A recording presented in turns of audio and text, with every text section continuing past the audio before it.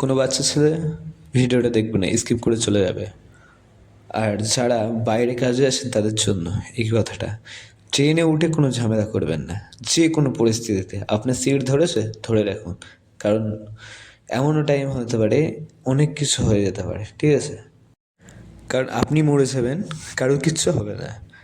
না যে আপনাকে মেরেছে তারও কিছু হবে না, আর বা আপনার মাঝখান থেকে আপনার মায়ের কোল খালি হবে।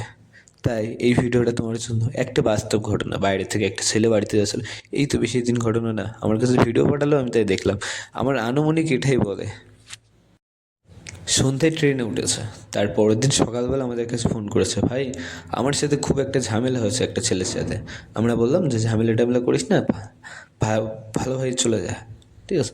তা আর কি, মানুষটা যাচ্ছিল, হঠাৎ করে নাকি এরকম করে ঝামেলা হয়েছে, খুব বড় একটা ঝামেলা হলে।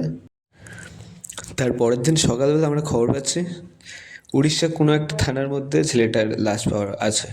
এবং যারা ট্রেনটা মানে লাইন থেকে যারা ফটো ফটো তুলেছে তারাও আমাদের কাছে ফটো পাঠিয়েছিল, কারণ আমাদের নাম্বারটা ফার্স্ট ছিল।